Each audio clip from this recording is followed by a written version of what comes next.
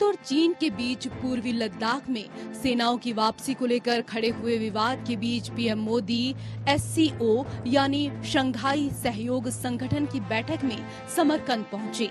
इस बैठक को संबोधित करते हुए पीएम मोदी ने कहा कि भारत की अर्थव्यवस्था दुनिया में सबसे ज्यादा तेजी से बढ़ने वाली अर्थव्यवस्था है।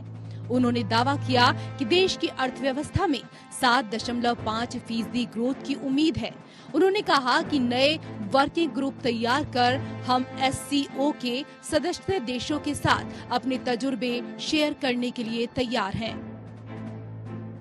SCO के सदस्य देश वैश्विक GDP में लगभग 30% का योगदान देते हैं और विश्व की 40% जनसंख्या भी SCO देशों में निवास करती है। भारत SCO सदस्यों के बीच अधिक सहयोग और आपसी विश्वास का समर्थन करता है। पीएम मोदी ने कहा कि भारत में 70,000 से ज्यादा स्टार्टअप हैं और 100 से ज्यादा यूनिकॉर्न हैं। यूनिकॉर्न वो कंपनियां हैं जिनका सालाना टर्नओवर 1 बिलियन टर्नओवर होता है। प्रधानमंत्री नरेंद्र मोदी ने कहा कि यूक्रेन युद्ध और कोविड की वजह से ग्लोबल सप्लाई चेन में दिक्कत आई है, जिसकी वजह से दुनिया ऊर्जा और खाद्य संकट से गुजर रही है।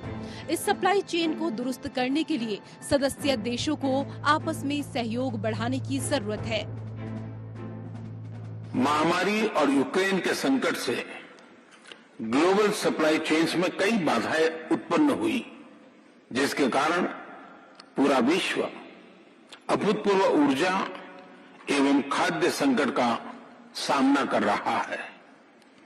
SCO को हमारे क्षेत्र में विश्वस्त, रेजिलिएंट और डाइवर्सिफाइड सप्लाई चेन्स विकसित करने के लिए प्रयत्न करने चाहिए। पीएम मोदी ने दुनिया में आए खाद्य संकट को सबसे बड़ी चुनौती बताया। उन्होंने कहा कि फूड सिक्योरिटी को सुनिश्चित करने के लिए मिलेट्स यानी बाजरे की खेती को बढ़ावा देने की जरूरत है। विश्व आज एक और बड़ी चुनौती का सामना कर रहा है और यह है हमारे नागरिकों की खाद्य सुरक्षा सुनिश्चित करना। इस समस्या का एक संभावित समाधान है मिलेट्स की खेती और उपभोग को बढ़ावा देना। मिलेट्स एक ऐसा सुपर फूड है जो न सिर्फ SCO देशों में बल्कि विश्व के कई भागों में हजारों सालों से उगाया जा रहा है। पीएम मोदी ने कहा कि वर्ष 2023 ईयर ऑफ मिलेट्स के तौर पर मनाया जाएगा। उन्होंने कहा कि भारत मेडिसिन टूरिज्म के लिहाज से सबसे अहम देश है। शंघाई सहयोग संगठन की इस बैठक में चीन के राष्ट्रपति शी जिनपिंग, रूस के राष्ट्रपति पुतिन और पाकिस्तान के प्रधानमंत्री शहबाज शरीफ समेत सभी सदस्य देशों के राष्ट्राध्यक्षों ने हिस्सा लिया।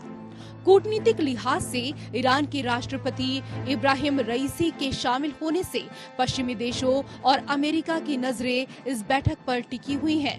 रूस, चीन और ईरान को अमेरिका के कट्टर प्रतिद्वंदी के रूप में देखा जाता है।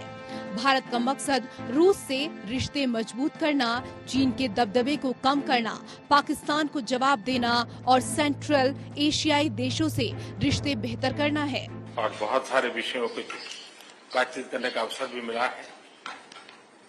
गत वर्ष दिसंबर में जब आप आए थे तब कई विषयों पर हमारी चर्चा हुई थी और उसके बाद भी जैसा आपने कहा कि अनेक बार हमारी टेलीफोन पर भी चर्चा हुई है और उसमें भारत और रशिया के बायलैटरल संबंध की भी बातें हुई। लेकिन एशियाई शक्ति संतुलन के लिहाज से पीएम मोदी की चीन के राष्ट्रपति शी जिनपिंग से मुलाकात को सबसे अहम माना जा रहा है।